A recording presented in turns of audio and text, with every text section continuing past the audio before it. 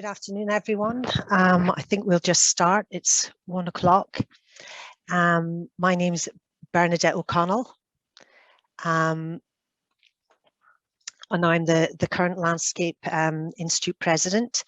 And I'd like to introduce Tony Williams, who was the client for the study, and he will introduce the speaker.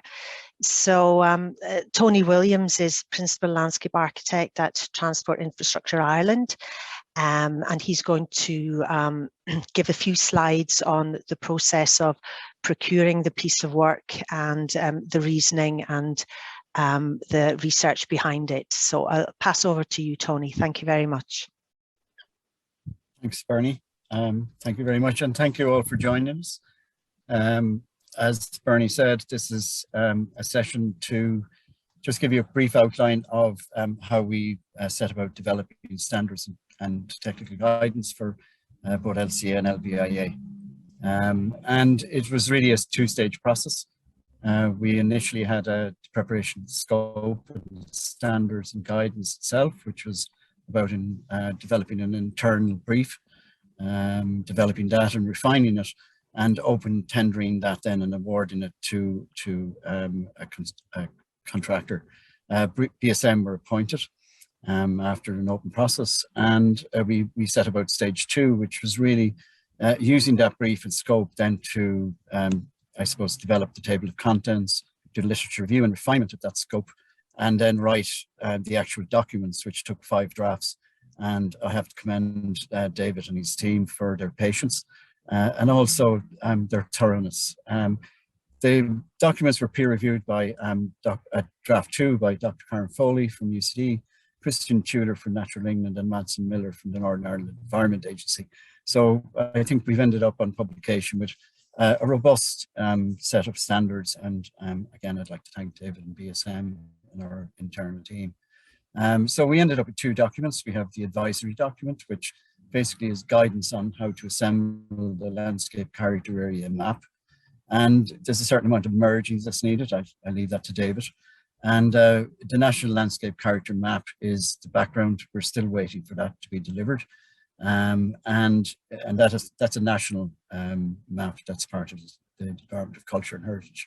Mandatory document then, which is where we use standards and define the standards so we can assess landscapes in a standard, using a standard methodology, and include graphic presentation and mapping that again is standardized and allows us to compare. The key aspect is that it's interpreted by a landscape professional, normally a landscape architect. And then the future work we're doing at the moment is that we are waiting on the department, and we're actively discussing with them the action, which is to integrate the landscape mapping in Ireland with the rest of the UK and Europe. And the specification is written, and we're just awaiting implementation and budgets and so on. And we also have a bit of work with our colleagues in DEFRA, Natural England in the UK, Nature Scotland, Natural Resources Wales, and we're looking at a couple of different topics. And these are some of our key messages. I'm not going to go through them now. We put these up later on the website. And just to say, Gaurav Margaret, the best landscape character assessment is by, I think, artists. So this is Paul Henry, Connemara Landscape. And I'd like to hand you to David Bossonnet now, who led the team on behalf of BSM. So to you, David, and thank you. Hi, good afternoon, everybody. Thank you for joining us on this presentation of the TII's Landscape Visual Assessment of Specified Linear Infrastructure. It's great to have a big team or a big number of attendees at the presentation. I just want to outline, I suppose, some of the accessing of the documents. Where do we get them? The terminology behind them, the purpose, process, and then we touch on to the Q&A. Forgive me for the audience. It's probably a wide audience. This is for landscape architects or landscape professionals. Some of these terminology you may be very used to it and very familiar with it, but there may be others that who are joining us from other disciplines and professionals and professions and backgrounds that it's good to be able to understand what we're kind of talking about. First and foremost, accessing the documents. The two documents that Tony has referenced are lodged or located up on TII's very useful publication, tiipublications.ie, and these are coded. So there is a overarching technical document, which is 01101, and a standards document, 01102. And I'll explain the difference between those two documents in a moment. The overarching technical documents is really about its guidance on the methodology process, a scope process of landscape character assessment and landscape and visual impact assessment for specified linear infrastructure projects, which would include roads, light rail, metro, bus rapid transport, and cycleways.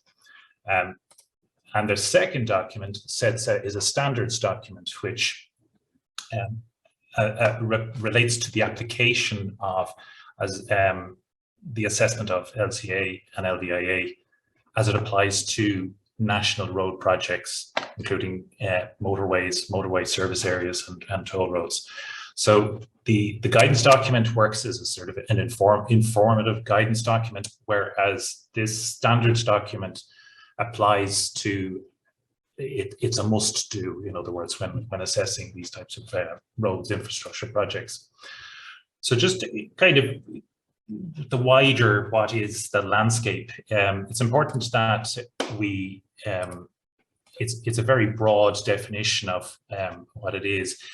Really, it's about the relationship between people and place. It provides the setting for our day-to-day lives.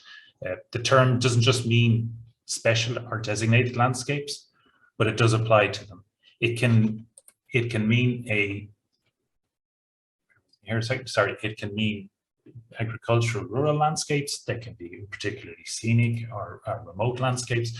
They can be urban areas, parts of the fabric of our day-to-day lives. They can be the rural towns and villages right throughout the country.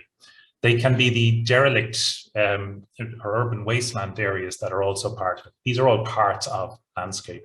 And it results from a combination of different components of both natural influences, geology, topography, soils, climate, flora and fauna, and the cultural context behind a lot of this, the sort of historical and current impact of land use, settlement, and closure, and other interventions, all interacting and how into a way that we perceive it as being.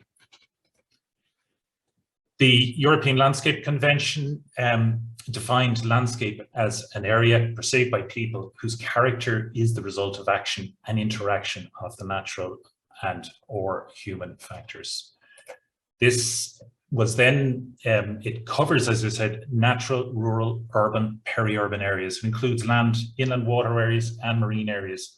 Concerns landscapes that might be considered outstanding as well as everyday degraded landscapes. Our landscapes reflect and embody our cultural values and our shared natural heritage and contribute to the well-being of society, environment, and economy. We have an obligation to ourselves and future generations to promote its sustainable protection, management, and planning. And that reference from the National Landscape Strategy for 2020 for Ireland kind of underpins a lot of the, I suppose, the thinking on these and where this is going. It's also, landscape is one of the multiple components that now must be addressed as part of environmental impact assessment, as part of the EIA directive. So taking Ireland's landscape, its rich, diverse, complex mixture of natural and human history, continually changing over time. And many of these changes are quite gradual and progressive, and often accepted without any associated significant landscape and visual effects. But projects and transport infrastructure projects can bring about an accelerated change, which can result in significant direct and indirect landscape and visual effects. And transport infrastructure is an important element of the landscape, And it's essential that their design responds to the landscape through which they pass, and they contribute to the conservation and enhancement of the natural and cultural environment. The types of effects that can happen from projects like this will be loss of landscape elements, landscape features, including permanent land loss, vegetation loss, severance of communities, severance of areas, severance of habitat, loss of built elements, changes to boundaries, etc. There can be significant changes in topography with introduction of earthworks, embankments, and cuttings. They can bring very positive elements in improving access, connectivity, and sense of place. And the physical changes arising from the introduction of new structures into that receiving landscape or environment, including bridges and tunnels and all of those other aspects of road infrastructure. And there are also indirect or secondary effects which come about really through this change in character of the local landscape arising from the visibility of a project, road project or transport project, arising from visual intrusion where it becomes part of the view of an area, but also, I suppose, an awareness and a changing of a character through this new element being introduced within an area. And then there's these other overlapping and important elements of light pollution, noise, etc. So the significance of these effects is directly related to the significance and sensitivity of the receiving environment, of landscape and visual environment. And managing the change depends on how we understand, evaluate, and interpret our landscapes. And important tools of part of this process are LCA, the Landscape Character Assessment process, and Landscape and Visual Impact Assessment. Touching on landscape character, there was a lot of work has been done by Cara Swanwick for Natural England over many years, over the last 2 decades. Really good work around defining what landscape is, what landscape character is. And, there's very good definitions that we reference within the documents, which are these distinct, recognizable and consistent patterns of elements that make one landscape different from another, for better or for worse. And using the landscape wheel, which is a framework effectively of the components of landscape, developed from the National Planning Framework and originally from the Natural England work by Caris, you know, it's about place and people, and it is about these components, this inner wheel as it goes in, of the natural environment, looking at geology, landform, hydrology, air, water, soils. Just highlight those, the perceptual and aesthetic features of a landscape, how we perceive it, sight, smells, the memories, associations with a landscape, and also the cultural, the time depth element of this, how the landscape has come about to its current form through land use, settlement, enclosure, land ownerships, etc. But landscape also includes our urban areas and our townscape. And again, further work has been done around this in defining what are the various elements and components where we can analyze the sensitivity in a structured way of what's important, what needs to be protected, what maybe is less sensitive, and so on, and what the effect of a development will be on those. And it also includes our coastal. As an island nation, we're never too far away from coastal areas, and invariably we do end up bringing projects close to these type environments. And again, there's slightly different issues around coastal elements. So the guidelines touch on these, and it touches on landscape, townscape, and seascape wheels within there.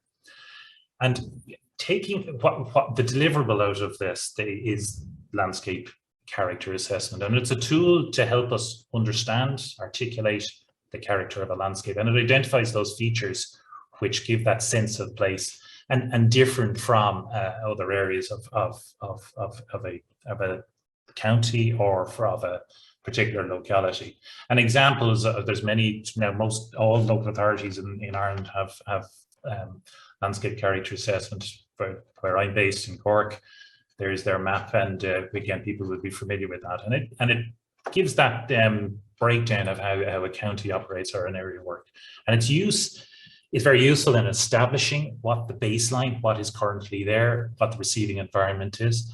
It aims to be systematic. It aims to be objective in terms of its criteria that's within there. But obviously there are elements of subjectivity to all these. And it informs judgments and decisions. And it can be used at any scale. And Tony mentioned the national landscape. It is one of the gaps at the moment in Ireland, not having a national landscape character assessment. But it can also be used at regional and local levels. And it also, importantly on all this, informs design, and it helps in the mitigation to have context-driven design and mitigation that's appropriate to the particular landscape or character of the area.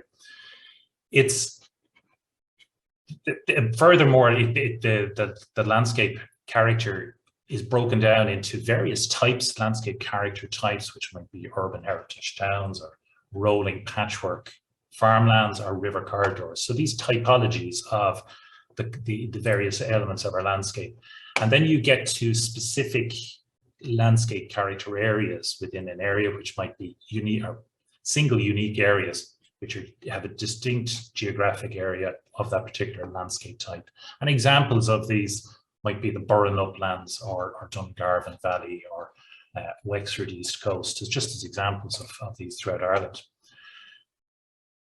The sensitivity of these, we did a bit of work on this in assigning sensitivity, and this is and further work, as Tony alluded to, is being done and needs to be done on this, and it's determined for every landscape character. There are different levels of sensitivity, so they can be very high and high, as in they may be unique. World UNESCO heritage sites, the Cliffs of Moher, Clonmacnoise, places like this that are very, very important in our landscapes. And then there are various other categories of medium. They're distinctive. There's low sensitivity and negligible, where change in the environment won't end up with substantive change. So a lot of the guidance goes through a lot of those, the terminology and the definitions, and how do you get to those points of sensitivity. So there's various criteria within there, and it gives examples of how one can apply these through our projects. Taking landscape and visual impact assessment then it's a tool effectively to identify and assess the significance of change, the effects of change arising from developments, both on the landscape in its own right, as in the landscape entity, and also on views and amenity, visual amenity. So they're two separate but important components of landscape visual assessment, where taking landscape first, it's the degree of change on the physical characteristics or elements of the landscape, which together form the character of that landscape. And then we would be looking at visual effects, where it's the degree of change where individuals or group of people, which are the terminology's receptors, where people live in the landscape, where the view or live or work or pass through or visit that landscape. So they may be local residents, they could be walkers, amenity users, touristic viewpoints are important, and so on. And those combined, when they're assessed in terms of the baseline of what's currently there and then what the effects of the development are, is part of that LVIA process. And it's important to say LVIA can be carried out just both formally as part of a full environmental impact assessment report, or informally as part of an appraisal of a proposal or planning application. And they're both important, and the broad principles and core approach are very, very similar. Landscape, as kind of touched on earlier, it's sort of, I won't say it's in the center, but it's the place where it's our geography, it's the world around us, and very often we have to interact, and it has interactions with cultural heritage, human beings, obviously, it's our perception of it, biodiversity, climate and climate change, soils, noise, air, water. So we as part of this process, it's very important to, I suppose, have that understanding and empathy, and looking for those opportunities to bring to that landscape architects and the landscape profession can bring to the table in providing solutions that deliver some of these issues around water management, SUDs, and using nature-based solutions to some of the projects that we'll be working on.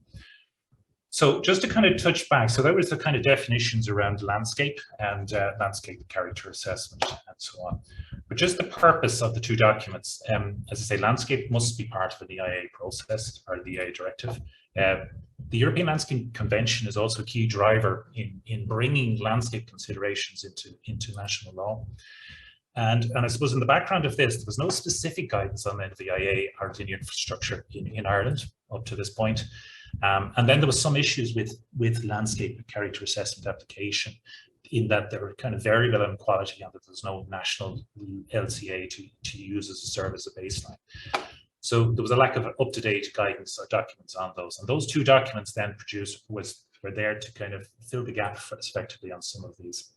And they introduced the guidance principles and processes for all road projects and linear infrastructure. And they're there to provide consistency in the consideration of LVIA and LCA through the planning, selection, design, and delivery phases of road projects as well through, and I'll touch on these now in a second, some of the language on project management guidelines and project appraisal guidelines, PMGs and PAGs as they're called. And also other projects that are transport driven. They may be NTA type projects, which also have project management guidelines for transport infrastructure. And its guidance, its purpose is to provide guidance of the methodology of the LVIA process and promote a context-sensitive approach to the design of appropriate mitigation for significant landscape and visual effects. And it also put some language around, or tried to define what that competent expert is, because around for the LVIA and what that landscape profession is. So applying LCA, when applying LVIA and LCA, it's important that it's proportionate to the complexity scale and likely significance on the landscape and visual of a particular project.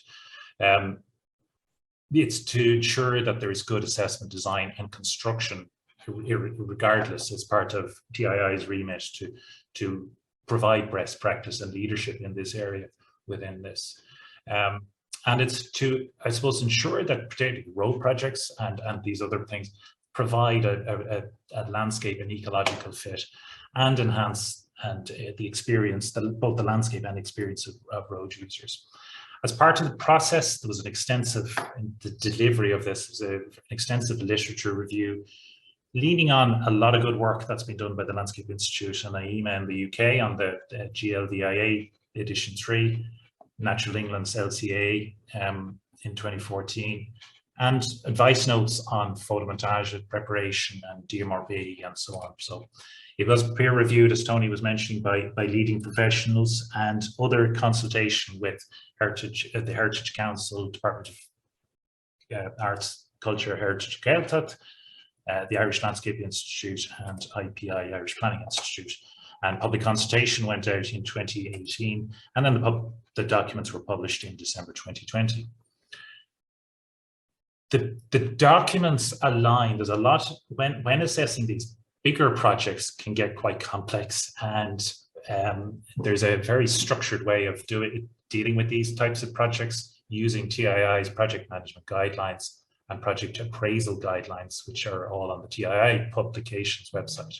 But there are other important documents that underpin and are aligned with these, including the guide TIIs, or formerly NRAs, that guide to landscape treatments for road schemes and the likes, and also the EPA guidance on landscape visual.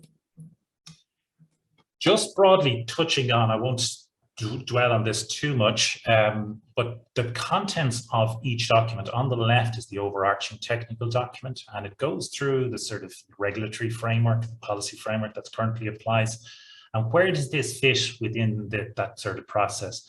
And it provides, I suppose, even down to glossary of terms, definitions around LCA, and what these elements are, so on and so forth. And the standards document on the right, the table of contents, kind of goes through, again, the overview of that process, and it more about the application where it comes down to road projects, and particularly where this fits within the project management guidelines and the project appraisal guidelines, the PMGs and PEGs. It's important that at this application, sorry, I'll jump to ahead, defining the project type, as I say, the guidance document applies to roads, light rail, metro, bus, rapid transport and cycleways, and the standards is for assessing national roads development. So that's going to define that fairly quickly. On the standards, it really just applies as to phases 1 to 4, which essentially are through the planning and design stages of phases of a project.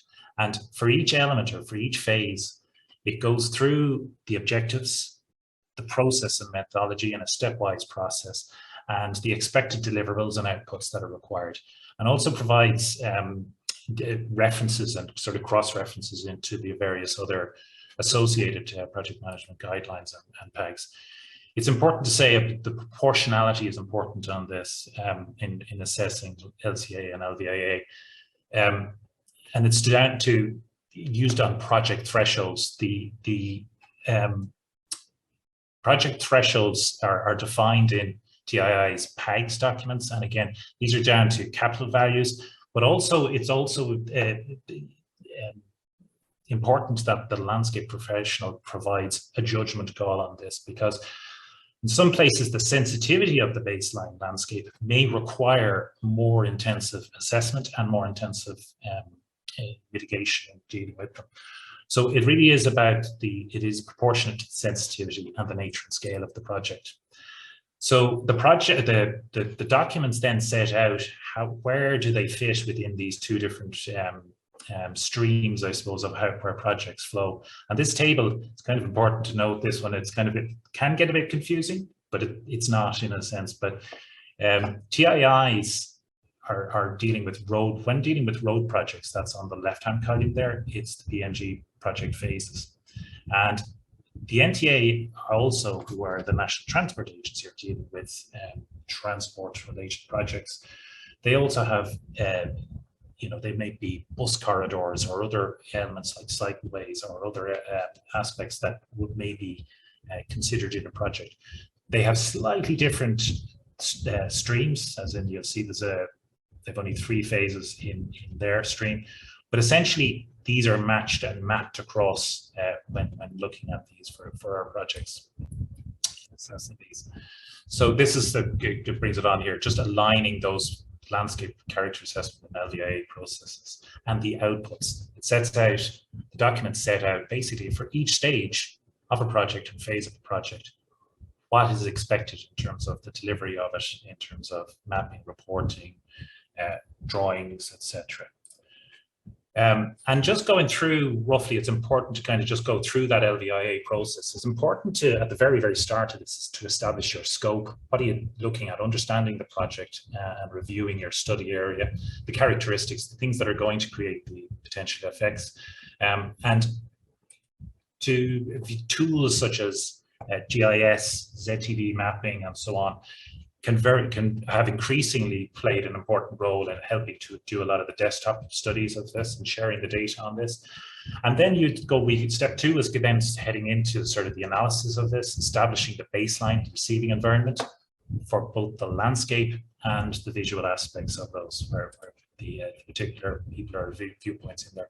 And step 3 then is to assess the effects of a particular project, both in landscape terms and in visual terms. And in assessing those effects, we have these standardized, which based on the EPA's guidance documents on assessing the effects based on the significance or sensitivity of the environment from low to very, very high, and then the description of the impact, which might be low to very, very high. And it helps to give a sort of a framework from non-significant right up to profound or very, very, very significant. And obviously they can be positive, negative, and neutral.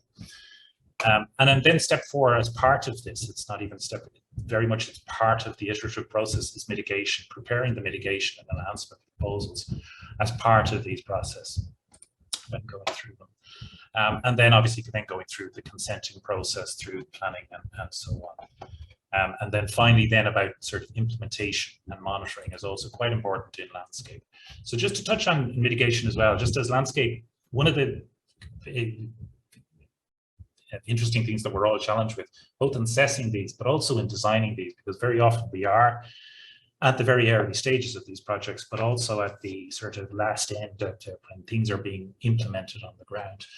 Having that scale and vision of what can be delivered is really important to understanding what can be delivered in terms of mitigating them.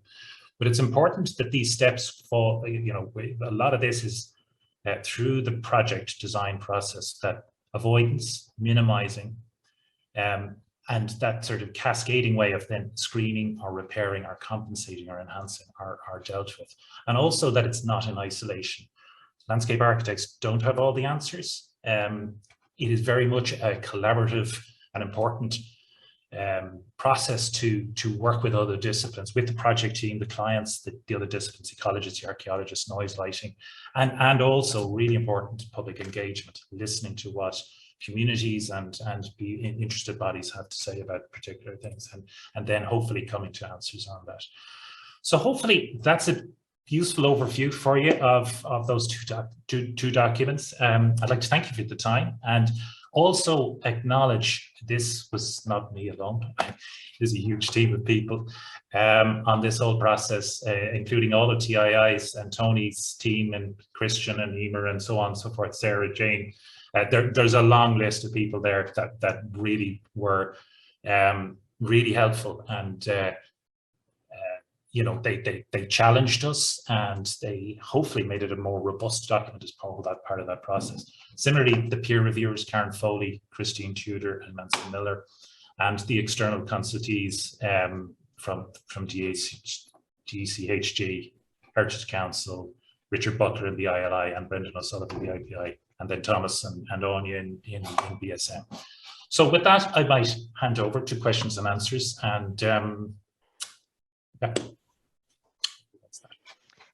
Thank you very much, David. There's been one question posted by Terry, and I think Tony Williams is going to answer that. Is that right, Tony?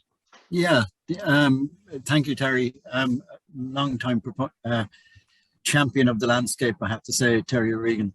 Yeah, the question, it's probably best to read it out, is it? Or to paraphrase, which is that Terry has asked Minister Noonan, Malcolm Noonan, about progress on the National Landscape Strategy, and that it seems to be a bit stalled. And I know we're due to meet the Minister, and we're also talking to our colleagues in the Heritage Council to really try and put some fire under it, because I agree with you, Terry, it does need to be done. And we have found problems with not having the National Landscape Character Mapping. We're dealing with colleagues in Europe in terms of even road schemes, or UK, and it's very useful to have that background data.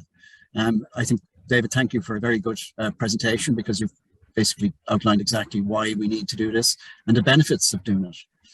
And the benefits at national level of the National Landscape Strategy would feed into things like climate change and how we respond to that, and the many challenges we have. And, you know, most, I believe, of the challenges in landscape are solvable. And I would commend Terry as well for his landscape circle, the 10 kilometers, I think, isn't it, Terry?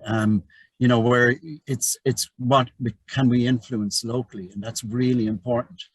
And the whole idea of the LCA and LVIA is that it has that local flavor, because we come from outside. I'm from Limerick, so it's my landscape. It's the one you grew up in, or it's the one you adopt where you live now. And that local feel is so important. And that's what we're trying to do when we put the finger on the pulse with the LCA. You know, the standardization as well, we would hope that by doing this and publishing these two documents, that it might help standardize some of the other projects that are done in the landscape. And of course, we learn from projects abroad. I hope that answers it, Terry. I think we need to keep questioning the implementation of the NLS. We have only 3 years left in that particular strategy, which probably should be looking at a new strategy for 2025 to 2035, particularly as it kind of coincides with the 2030 climate change goals. So that could be an interesting opportunity to look at how we all can feed into that, and particularly at a landscape scale.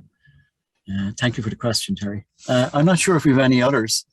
We have some other questions. Okay, I can't to quickly get through. Two questions from Mark Boyle. Mark, would you like to ask them live?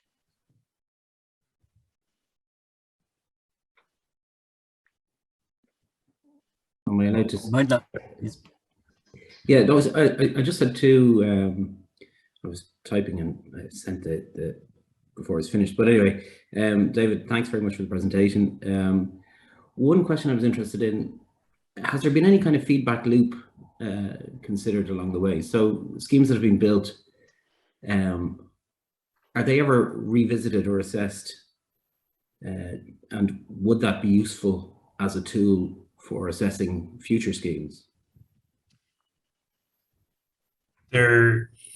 Part of actually does touch on this. Monitoring is really important in EIA. Mark, it's a good question. I mean, monitoring and the feedback, learning from, I would say learning from our mistakes, but learning from things that work and don't work is really important to the whole process. And in the standards document, we're really focused on the planning and design aspect of it, but at the very end of the document, it goes into the implementation of landscape and monitoring of the mitigation measures, and that closing out. And there are procedures within the project management guidelines where things are revisited to those things that work and don't work, or that things can be tweaked, that they feed back into TII, and that it would be an iterative process where some of these things might be tweaked or changed and evolve over time as practice and learning continues. So it's part of that process in there. It is part of the standards document. Okay, thanks. Thanks, Mark. Will I go to the second one as well, or? Yeah, please do, Mark. Yeah. Sorry, the other one I suppose is just in relation to, we have a paucity of guidance in this country in relation to LVIA, among other things, but in that scenario, it may well be that these guidelines become used in other contexts, you know, townscape assessments or other types of development. Like how, in that situation, you know, things like the baseline evaluation and things like that are quite useful from that point of view, in terms of establishing a kind of a measurable baseline. But how does the ILI feel, I suppose, about, or TII, I suppose, feel about those being used in other contexts? I don't know if Tony wants to answer, but I just, as a practitioner, Mark, as a practitioner in LVIA, I do this, and I'm doing all types of projects, like, you know, like many other landscape practitioners. We're involved in pretty much all sectors of the economy, whether it be renewable energy, whether it be built development, urban development, and whatnot. The process is the same. You know, it's the understanding the landscape, the understanding the sense of place, and it doesn't really, that doesn't change. So I think it's very useful to have a standards document now within the public domain that's transparent, that's there, it's objective, and it's a process that I think we can use as a profession and other professions to help understand where we can, you know, understand, influence, and add value to what we're doing, and hopefully, you know, address these issues of climate change. And there, you take that example of linear infrastructure, like we were focused on linear elements on these roads, transportation. Same issues are coming up in flood infrastructure, climate change infrastructure, for mitigation and adaptation. So I believe, in my view, that these would be and are applicable to other, the processes are very much applicable to other project types. The one thing I'd say again, it's about proportionality, it's about professional judgment. You as a professional, as a practitioner, need to make those informed and document them. If you change on other particular types for a particular type of project, that's very clear and it's stated within your assessments. So, hope that answers it.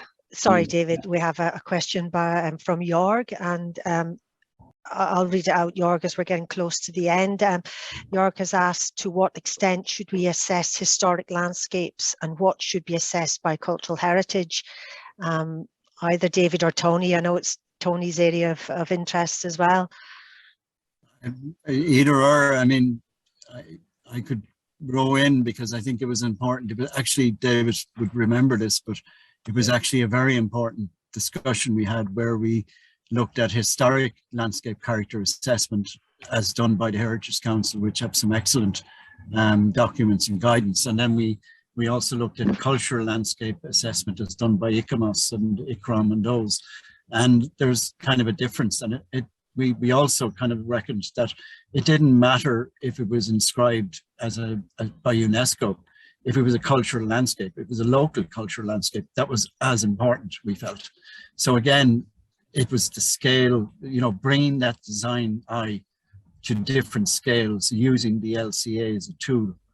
And as David said, proportionality is very important, but it's something we do in our daily work because it's in our notebooks. When we go out to a site, it's one of the first things we kind of do. It was kind of beaten into us in a way. I'm sorry, I shouldn't say that, but it's kind of in the studio, and David remembers he was in the same studio as I was in UCD, in the basement, in the bunker. But, there was a great outward looking, and it was all about what does landscape mean and what does it mean to everyone. So that was a really important part of that. So yeah, it's and just to add to it, Jörg and to Tony, a key aspect is first of all, it's what's of significance. I mean, I suppose the objective on this is that it's assessing a project on what its potential impacts are on the historic landscape or all of the landscape. And a key element to this, a lot of Ireland, if you look at a lot of Ireland's landscape, we have designed landscapes, we have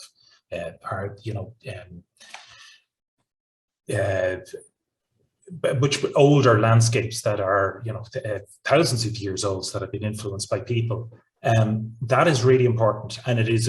We don't have the answer. This is where the cross-pollination and collaboration is required with cultural heritage specialists and archaeologists. So, this is where you establish at the start your scope when you're looking at sensitive landscapes, being, for example, the Newgrange area or the Boyne Valley. It's of a national significance, and you need to tailor what that will be, what the potential impact would be of a particular project within that. Or it could be a town centre within an architectural conservation area or medieval core. What is the context? What would the project do? And then define what we need to study and understand about that. So we don't have all the answers, and it is about the professional judgment and collaboration in defining what that would be in terms of your scope. So I hope that answers it. Thanks, David. We have an interesting question from Mike, and he has shown some difference in terminology between the EPA and the GLVIA guidelines. And he's asking if the TII documents now would be the most appropriate assessment for terminology in the Republic of Ireland. David, what do you think about that? Well, there is a legal issue here, I think, because I think, and David, the whole thing is we were under law, we're allowed to publish for roads projects. So whereas this methodology may be applied and the standard may be applied on roads, we can't, you can't say it can be a national guidance until it becomes, I suppose it needs another deep dive into it to look at how applying such a methodology at national level would work. But that's what the NLCA is about. And also the terminology. Yes, we did look very much at the terminology because we also had we used the EPA in Ireland, I think, because we were kind of under law, again, refer to it, but we also cross-reference to the GLVIA, and that was really important. So we do have a cross-reference, and that's up to you as a professional to make sure that you're happy with that, because you're ultimately doing the LCA and LVIA, if you understand me. I think, the most appropriate assessment at the moment is for roads, these documents. For other projects, that's your professional judgment. I'd have to, and I'm not kicking it to touch. That's, I think, how it will work for you. Yeah. Just to add to that, it is aligned. So the the standards documents and the overarching technical documents are actually aligned towards the EPA's definitions of significant, moderate, sorry, it's slightly imperceptible, and profound at the other end of it. I would, and our standards document aligns it with that, to avoid any confusion, because all of within EIAORs, you have all of the other disciplines, noise, air quality, and so on and so forth, and they're using the same definitions, albeit with different outcomes. And that's what the standards are doing here, is they're actually defining what those outcomes. What do we mean when we say there's a significant negative effect of a scheme on it, and then when you do that, the criteria are aligned in there. And of course, they've been influenced by the GLVIA. We have read through those and we've reviewed that. But it is important to look at this in an Irish context and align it with Irish legislation and with the EPA's guidance documents. So that's what TII's documents are doing, and aligning on that. And the standards are the must do. It's the shall, those words of shall and must are prescribed. And so when working on road schemes, you must follow that procedure. There's no deviation from it. There's obviously, as Tony mentioned, there's obviously flexibility on the guidance documents, which is up to them. But I would suggest that they would be followed, because effectively they become the kind of the standardization of these. That's great, David. Thanks very much. There's some other good points in the questions and answers panel, and from Marianne and from Terry, and it's clear that the interactions between cultural heritage and biodiversity are very much included in and important to the landscape and visual impact assessment. So we're kind of out of time now, and we want people to have their last 10 minutes of their lunch break to eat. So I'd really like to thank you, David. It's been our most successful webinar to date. And thank you, Anne, for organising it. And thank you, Tony, for starting off the whole process of procurement of this study. Yes, so thank you very much. Anne has posted that the next webinar is on the 17th of February, and it's about geodesign, and Fingal County Council are going to present that. So yeah, just once again, thank you very much to everyone, and particularly David. Thank you and goodbye. Thank you all. Bye. Thank you so much. Bye.